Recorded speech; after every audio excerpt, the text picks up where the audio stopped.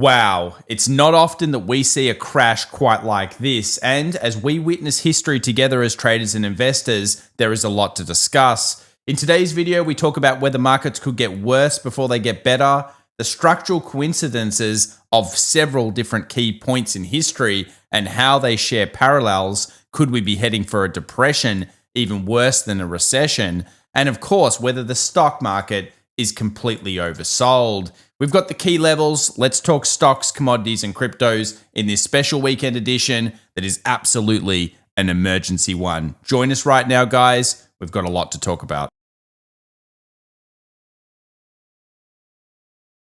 Well, welcome back everybody to The Daily Show. My name's Tom, and in today's video, we have a lot to discuss. If it's your first time here on the channel, make sure to subscribe, hit that bell, as we have a lot to talk about over the next couple of days, and we will be pumping out extra videos to make sure that we cover everything you need to know as the news comes through. Now, more importantly than anything else, though, I wanted to talk about today's video. We'll break it down into quite a few segments. Specifically at the start here, we'll talk about some of the big data points. Then we'll go through the tariffs, what it means to us. And obviously, we need to talk about whether we are now following the recessionary or potential depression path. That is a big deal. Then we'll talk rotation, big volumes coming into at the end of the close, and obviously everything with options and TA. Let's get started straight away here, though, with some history-making stuff. The S&P 500 two-day rate change percentage since the 1950s, you can see not too many times have we seen a red dot like this. And traditionally, it does start to kind of come in usually when you hear that max fear. Now, obviously, we know we hit a sell everything day, which is obviously a bit of a problem when you're talking about why did the market do that. It completely freaked out with those reciprocal tariffs from China. But as we'll show, it's more of the fear of the unknown. What are the values that we can put on things such as these tariffs? Exactly how serious is this going to get? Well, let's start off here with the VIX, because the volatility markets, that is the VIX, it spiked big time. And of course, that puts us within all of the biggest sell-offs that we've usually ever seen. Now, when you tend to get a VIX this high, and it happens pretty quickly, as you can see here from Subu Trade, it does tend to bring some relief, at least initially. And that's because markets are trying to reprice themselves. And you often see very spiky up and down markets that can move upwards of 5, 6, 7% up and down all over the place. A lot of people that have traded things such as 2020 and 2007 and 2008, and of course the dot-com crash, you guys would know what I mean. But this puts us into these special circumstances. Most of the time they are around lows, but they can get worse. 2020 got a lot worse before it got better in terms of percentages. And of course, the global financial crisis also did. It can also mark, though, big points where you get relief rallies. Doesn't mean the sell is over, though. Well, not exactly, and that's the problem.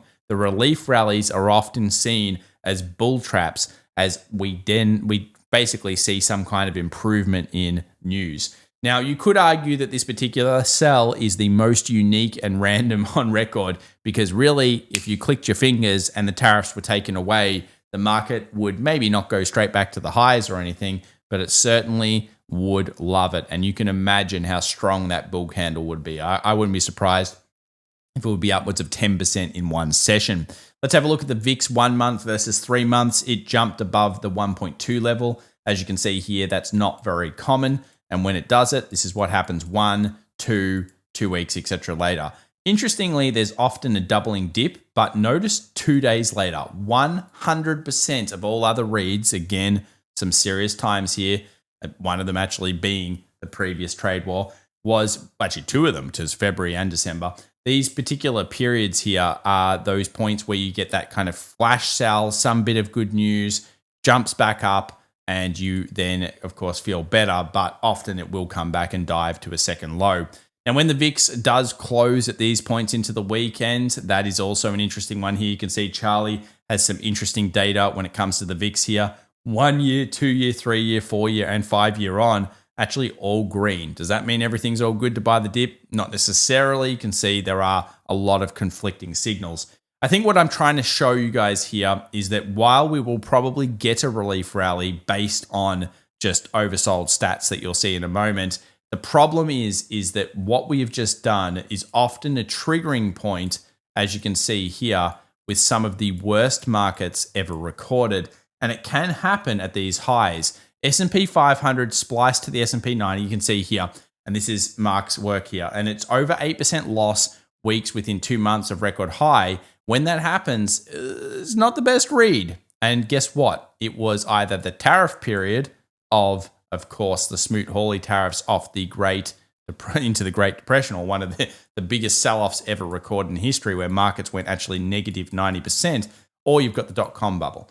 So both of those periods kind of have some, I guess you would say, synergies with right now. The AI bubble versus the dot-com bubble, and of course the tariffs versus the tariffs. They're almost all 100 years apart as well when you actually look at that. There were ones, I think, in the 1880s, but then there's an 1820s one, a 1920s one, 1930s, and of course, where are we right now? Well, we're in 2025. Retail net imbalances. What are you looking for often when you're looking for those big sell-offs? Well, as we showed on our X account and of course on the YouTube channel here, that we had everyone fearful, but no one was selling, as in retail weren't selling. That changed as of Friday. Retail flows highest ever recorded by JP Morgan in the first couple of hours. That was that everyone was selling. Retail outflow, maximum panic.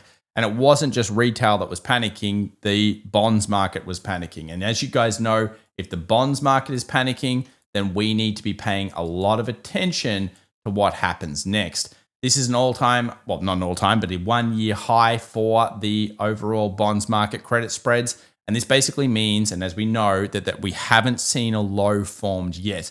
Now, if that absolutely shoots back down and panic goes away, of course, it's a great signal that we used over the last couple of years to time in some of these lows along with market structure. We mentioned last week that we didn't believe that we'd necessarily put a low in because, of course, we haven't seen those credit markets bounce back up. But don't worry, we'll be following them together. And of course, we'll be absolutely discussing those points. Now let's move over here before we get to some of the statistical data around some oversold indicators to what these tariffs are doing and what the big guys are saying. Now, of course, the risk of recession, according to JP Morgan, you may have already heard this stat, has been raised to 60% from 40%.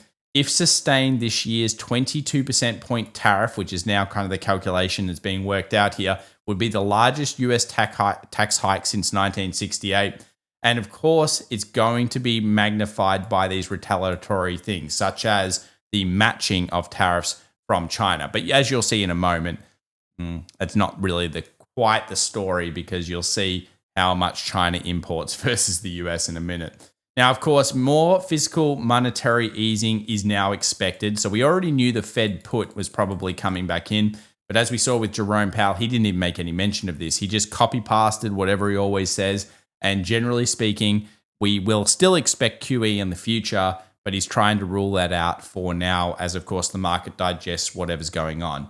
Who knows? We'll have to, of course, keep watching this. The big risk is US policies generate lasting supply side damage. And this is the big concept of investing into the future. How much damage will be done if these tariffs sit on for a long time? As you can see in this note here from Dan Ives, one of the big things here is going to be, of course, the time it takes to build factories, guys. 4 to 5 years, I'd say even longer for some, 8 to 10 years for some factories. And of course, this could be the game changer, unfortunately, to maybe lose out on AI. For the first time in 30 years, the US is ahead of China when it comes to AI. And this fourth industrial revolution, well, I agree with the industrial revolution. I'm not sure if it's the first time in 30 years it's ahead, being led by NVIDIA, Microsoft, OpenAI, Amazon, Alphabet, Palantir, etc. But the tariffs could, of course, affect that. Now, I think the biggest point here is I kind of feel like and I'm sure you guys do as well, that the key is really how long are they on? And why that is because we have some signs here in terms of structure of the recessionary path. And it's not actually just the tariffs that, of course, I've always been worried about. As you would know, if you've been watching this channel for a while, we did mention at the end of 24 into the start of 25 that no lever, because everyone was leveraging, and of course, be more defensive. It's why we've liked sectors such as XLV, XLU, gold, silver. Yes, I know that was down pretty hard. We'll talk about that in a moment.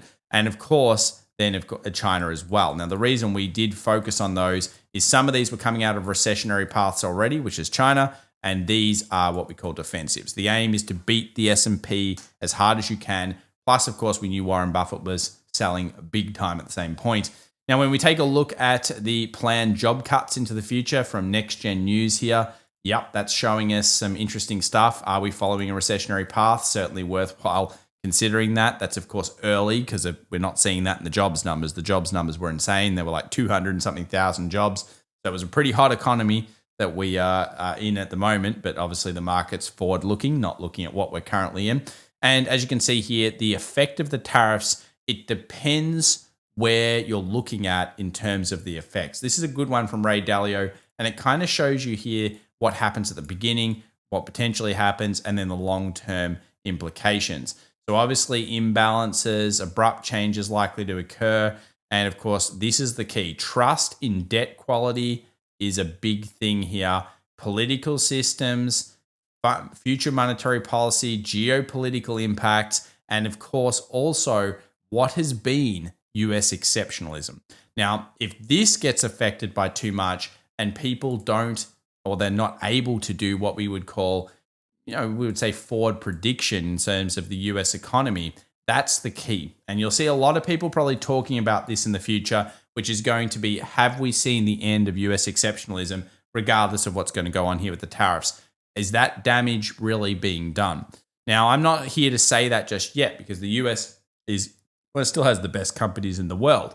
But of course, that's going to be an argument people are making. The reason you want to bring this up is because of this chart here. And I know it's a little small. I'll zoom it in hopefully on the edit. But basically, it shows here the stock market is approaching a key crossroads. Now, there are two issues. One is another chart, which is 6 months on from a interest rate cut from the Fed. And two, when we have a 10% drawdown, if we are not going to coincide with recession, we tend to see a bottoming and a decent base and it rallies back up.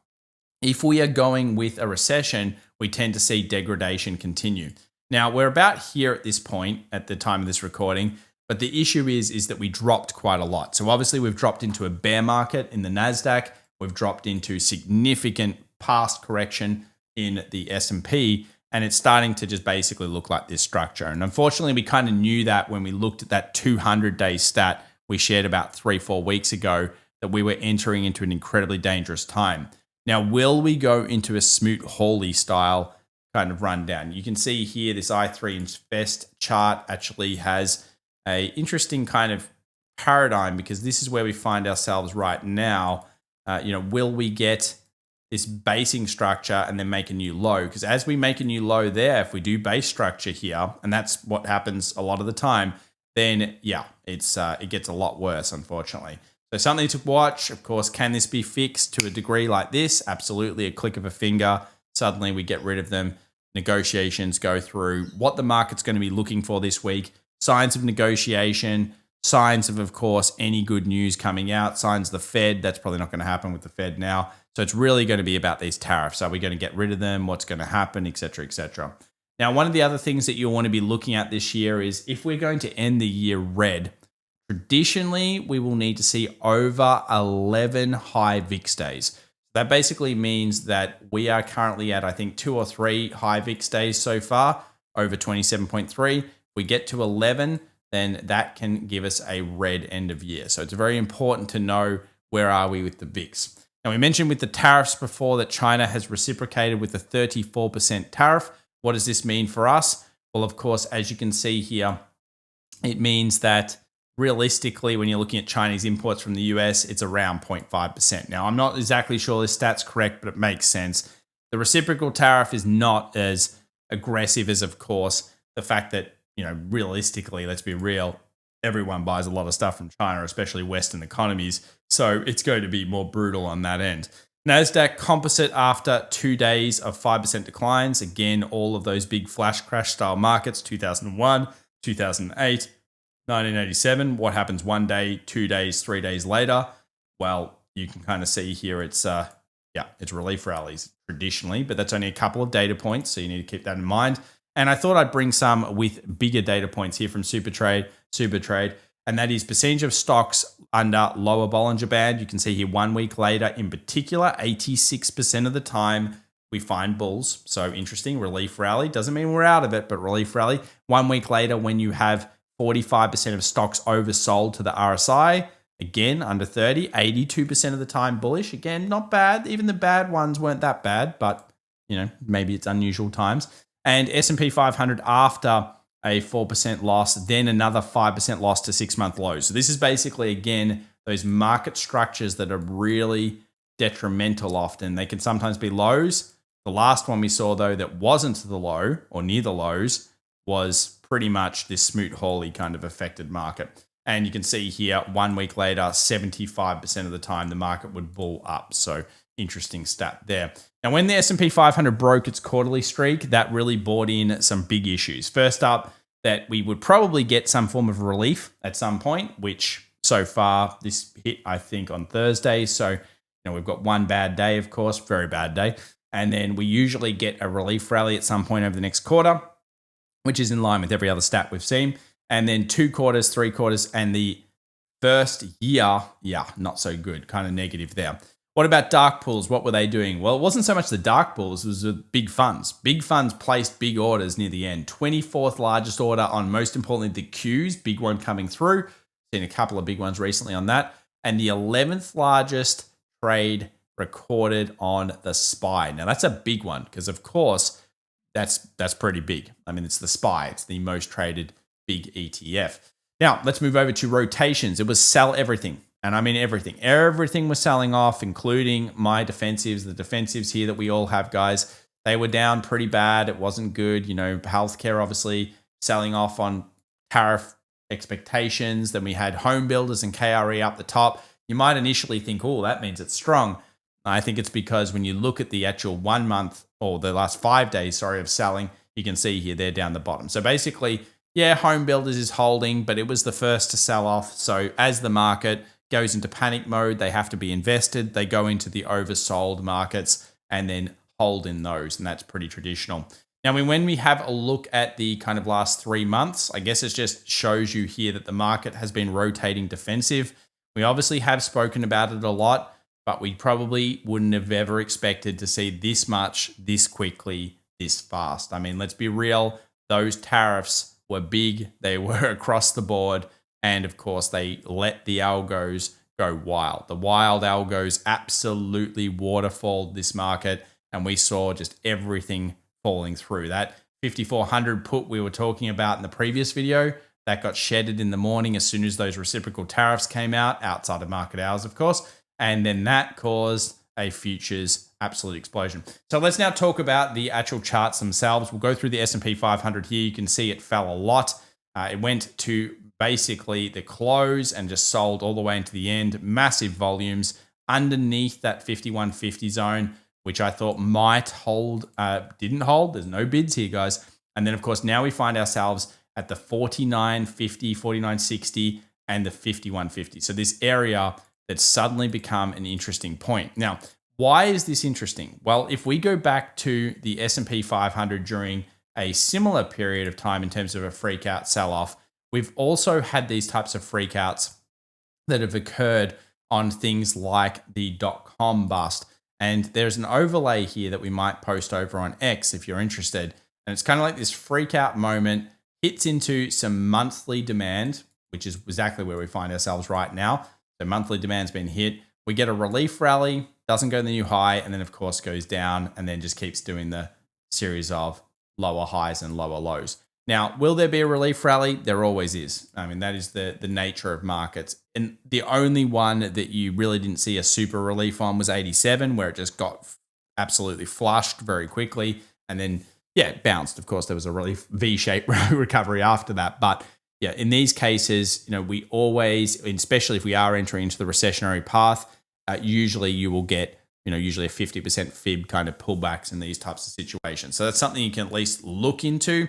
And of course, I would suggest you do your analysis on it. Make sure that you're doing your analysis as much as you can on these levels. 49.61 seems to be the next zone that the markets will try to go to, which could, of course, mean that the markets may sell further before rallying. Not much further though, but that's a mighty candle, a big one, and you just do not see them as we saw in the stats. So when this happens, you're obviously going to be feeling it. It's very, very crazy, very scary, very fear driven. Do we have a bid? No. And I think that's what we were saying last week and really getting into. We had a little bid here. We hit into those levels. Of course, we thought we might go 58.50, which is the 20 moving average on the weekly. We just got around that 200, which is the key level as well. And we sold off. Then we saw the tariff introduction. We sold into that, of course, closed on the lows, 5,400, puts everywhere. The puts then got triggered by, of course, the next announcement. Basically, we are in a news-driven market. And when you're in a news-driven market, picking the lows really has to come back to picking the bids. And you need to look at the bids. You need to look at the weight of evidence. If we're not getting price action bids, pretty much do not want to do it, of course. And I'm sure we're all aware of that. Let's now have a look at the 5,100 on the S&P. You can see that is the most struck one-day option. Underneath that, interestingly, we have like these 5,800, 4,800, 4750s. And if you're looking at the OPEX now, you can see here that it is just a sea of red puts, negative gamma across the board, tons and tons and tons of puts, not many calls, and anywhere down here is just starting to get absolutely smashed. But the problem is that even though these are put walls, that is that they're huge levels with massive amounts of puts on them, if the market, because of news and a freak out, takes those levels, you get a crash to the next equilibrium point. So basically the markets crash 5,400 down to 5,150 almost instantly.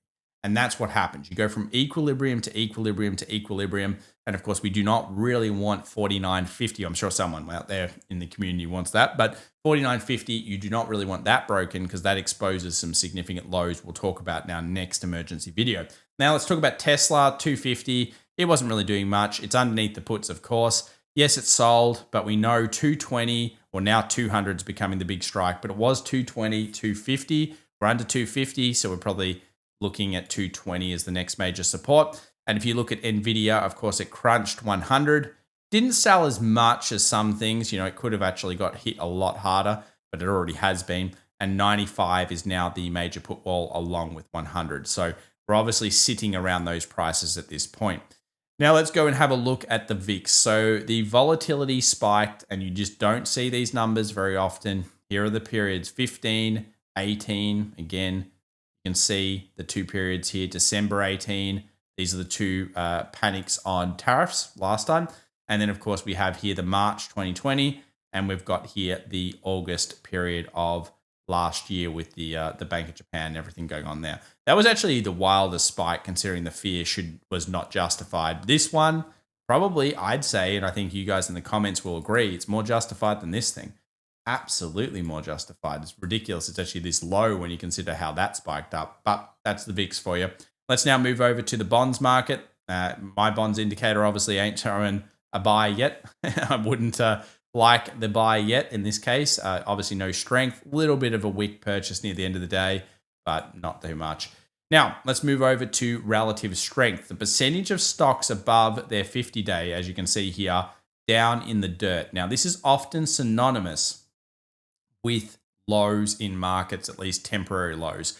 Can they go a little bit lower first? Yes, you can see here it does here during March 2020, but often this is kind of my line that I usually have in the sand, and I often look at buying these levels from that perspective. Now, it's only one read, so let's have a look at other reads. We can see here percentage of stocks above the 200-day. Now, that has been absolutely thrashed down to those levels on average that you're often looking for.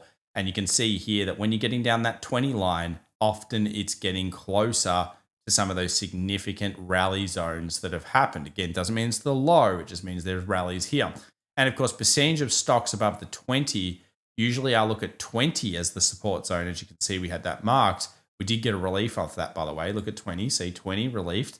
And then now we are sitting at 7, which is basically the secondary one. So again, signs of extreme fear, extreme panic coming into the markets, obviously looking for bids. Now, let's have a look here at home builders. You can see it went down and it rallied quite a lot. So that's interesting in itself that it actually got a rally through the sessions, and US dollar tanked and then rallied back up. So again, some interesting stuff going on there in those two. Not much to really report in those yet. Too early to say. Gold sold down to the demand level. This is actually pretty much exactly where you'd usually want to be looking at it, around this kind of bottoming zone here. And gold was pretty much the least affected of the majors because it only went down 2.43 in the end, down to 3,000. Well, it's been a great run for gold. We still continue to like that in these geopolitical tensions, and we certainly do prefer that than many other things. Copper got destroyed. Potential bullback zone got melted. That's why you need to look for bid. I'll just show you. There's literally no bid. Nothing. Came in, just melted it. And I always say, when you find a key level, look and have patience and react to the market. Don't predict that's the best low. If you do, scale, only scale. And then you looking for structural change. So of course, we want to see structural change on these ones. HSI, what's happening there? Well, Chinese market held up relatively well. All right, let's take a look at Tesla. Tesla going down to around 240. Of course, basing structure is around 220 for this one. Again, wouldn't be looking at Tesla as the number one read in markets, but I think the big thing here was semis dropped everything. So we lost all levels on semis, and of course, that is not a good sign. It really does need to show that it has strength in it. Technology, communication, semis. If you're not seeing those bounce, we don't have a recovery. Defensives cannot do it, and obviously small sectors cannot do it. So semis absolutely dropped. Nvidia obviously dropped certain key levels. We'll just actually, before we look at Germany, let's have a look at Nvidia here. We'll go to the weekly. You can see we're kind of barely at that August bounce level, which was around 93. We'll have to watch on Nvidia, but semis definitely dropped the level. No signs of bids in these just yet. Let's have a look at the German market. Got shredded throughout the session. Yeah, not good. Of course, very, very bad. Fell off quite a lot. And there are no signs of a bid on that one either, although we're starting to come back into where we were at the beginning of the year in January. So it's obviously wiping off the year. And when we have a look at the NASDAQ, now this is where we're starting to get a little bit of synergies with a couple of things. We looked in our previous video, we had synergies around 18,300, which was our next level for the NAS. That got taken. So what does that bring us to? Around 17,000. So we actually swung underneath this low over here for a second. This area in here is of utmost interest to bulls and, of course, bears, because I'm sure there are take profits at these levels that have been set. So this is a very important point to find structure. We found structure on the previous S&P point. We found a bit of a bounce. Obviously, then we got the tariff news. Tariff news takes the low, pushes to the next level. This one reciprocated again by China. That pushes it down further. Algorithms start to have to hedge off, and we move to the next level. If we fail this level, yeah, you guessed it, we're probably going to around 16,400 on the NASDAQ. But are there relief rallies? Eventually, yes. Of course, there always will be. The problem is, how much are they going to be? It usually is some form of fib, and we'll be checking that out. US 2K fell off. No real signs of anything particular on this one. 1,800 was hit. You can see here the monthly chart's not really a super level of support, but it is the most traded zone. So what we can actually do is we can grab the fixed range here, and you'll notice that we tend to find ourselves tapping that area quite a lot on the market. So that, of course, is an important level. And when it comes over to things like Bitcoin and crypto, it didn't really do anything. Now, a lot of you might be saying, I told you Bitcoin was a hedge against global uncertainty. Not quite. I'm not sure it is. I know it's sitting here and it's not doing anything, and you might think, well, see, it is. But I have a feeling that's because it already was a depressed asset. You got to remember, it sold off a lot recently while the rest of the market didn't. We also saw home builders, remember, and regional banks finding relatively decent bids, and gold, of course, held relatively well as well. So I wouldn't be looking too far into it. I'm a lover of Bitcoin, don't get me wrong, but I don't think it's necessarily holding against all adverse effects. 61.8 fib obviously still holding here in terms of the markets. And as you guys know, the Ethereum charts are still very, very low. So basically, there are signs of some form of trying to bid, but I'm pretty sure most of you are probably focused on these markets at the moment, because that's where the dip could come in at some point and rally up, but it's probably not going to rally without some form of change in the news. These tariffs are very hard to calculate. Don't try to do it. Obviously, pay attention to these news changes and the market structure. And that's very important this week. When we go to this week and we have a look at the numbers, guys, what have we got? We've got a couple of central banks talking about things. We've got the FOMC meeting minutes for Wednesday, 2 p.m. New York time. And obviously then we have CPI numbers, which will be looked at from the tariff perspective as we'll start to get some of those reads coming through.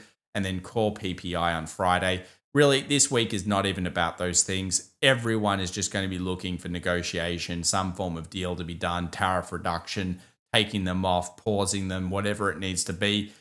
This is what the market will want. I'm sure you guys agree with that. In terms of everything else, we'll be bringing you as much data as we can. We'll be doing a bunch of emergency vids. If needed, we'll do a Monday live stream, which is completely free. So make sure to subscribe to the channel as we see the open and we go through it together. And boy, oh boy, guys, this is getting wild. We expected 10% at the first quarter this year or third quarter. Of course, first quarter was most likely. Did we expect 15? Did we expect 20 on the NAS? Not this fast. This is very quick. So, of course, as the market's fear come through, we have to look at it in many different ways. We'll be going through in the future so many discussions about if these tariffs sit on, what that means as well for investment into the future. And of course, it's not a point where you have to freak out on that, but I guess, I'm hoping that people are not too levered out there. This is all about understanding that markets have done this type of stuff before, not in the same way. Definitely scary out there. Hopefully you can join us as we will, go through together and of course look towards education, look towards learning more about these things, and obviously sharing our knowledge and imparting it on you. Thank you so much, guys. You have a good weekend. Stay safe out there. We'll see you soon. Bye for now.